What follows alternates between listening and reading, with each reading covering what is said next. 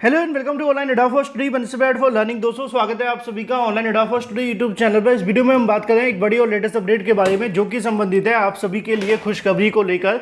परीक्षा नियंत्रक के आते ही उत्तर प्रदेश की 3 शिक्षक भर्ती परीक्षा तिथियों की घोषणा के बारे में डिटेल में बात करेंगे। चैनल को सब्सक्राइब करके बेल आइकन को दबा लें और वीडियो को लाइक कर दें जिससे कि आपको रियल ऑथेंटिक जानकारी ऑनलाइन एडा स्टडी यूट्यूब चैनल के माध्यम से मिलती रहे। चलिए सीधे शुरुआत करते हैं मुद्दे की, क्योंकि आप जानते हैं उत्तर प्रदेश के अंदर अब थोड़ा सा कहीं ना कहीं अच्छी और बड़ी अपडेट सामने निकल कर आने लगी हैं।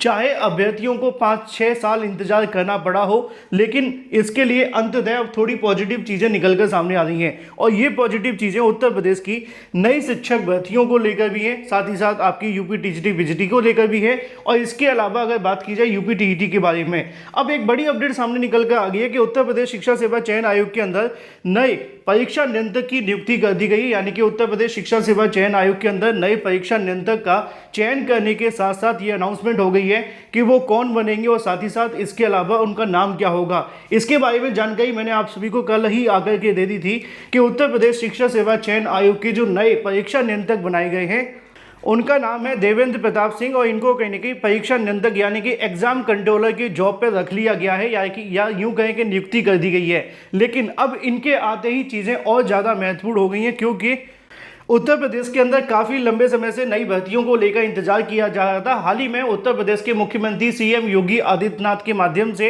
बताया भी गया था कि नई शिक्षा सेवा चयन आयोग के गठन के साथ ही 60,000 से ज़्यादा पदों पर नई शिक्षक भर्ती को लेकर जो विज्ञापन है वो जारी किए जाएंगे। साथ ही साथ उन्होंने 60,000 से अधिक भर्तियों के साथ साथ ये भी कहा था कि और भी जो अध्याचन है उनको भेजा जाएगा। अब ऐसे में एग्जाम कंट्रोलर आ चुके हैं, उप सचिव की नियुक्ति ऑलमोस्ट हो ही गई है, चेयरमैन आ गए हैं, तो अब यहाँ कुछ बचा नहीं है। नई शिक्षा सेवा चयन आयोग में सारे प्रोसेस ऑलमोस्ट कंप्लीट कर दिए गए हैं। और इस चीज़ को अगर ध्यान से देखा जाए तो नया शिक्षा सेवा चयन आयोग भर्तियों के लिए पूरे तरीके से तैयार हो चुका है। सवाल ये है कि अब उनके माध्यम से कौन कौन सी भर्तियों को लेकर जो तैयारियां वो की जाएंगी। तो जो जानकारी मुझे चेयरमैन के माध्यम से मिली थी उसके मुताबिक सबसे पहला जो फोकस है वो टीजीटी पीजीटी की परीक्षा को कराना है। दूसरे नंबर पे आपको देखने के लिए मिलती है असिस्टेंट प्रोफेसर। ये पहले दूसरे पे कोई भी हो सकती हैं, लेकिन दोनों में से एक तो आपकी पहले होगी। टीजीटी पीजीटी और असिस्टेंट प्रोफेसर दोनों परीक्षाओं को कराना। फिर उसके साथ साथ ही यूपी टीईटी 2024 के नोटिफिकेशन को लेकर भी तैयारी नई शिक्षा सेवा चयन आयोग के माध्यम से की जा रही है।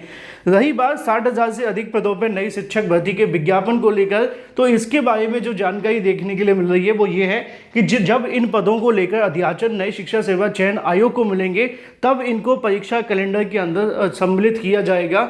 और जो चेयरमैन ने बताया था कि वो आने वाले इसी महीने में 25 तारीख तक एक बैठक करेंगे और उस बैठक के अंदर ये डिसीजन लेंगे कि नई शिक्षा सेवा चयन आयोग के माध्यम से कौन कौन सी भर्ती होनी है और कितने पदों पे होनी है, कब तक विज्ञापन आएंगे, किस किस के अध्याचन मांगे, किसके अध्याचन मिले हैं और किसकी परीक्षा करानी है।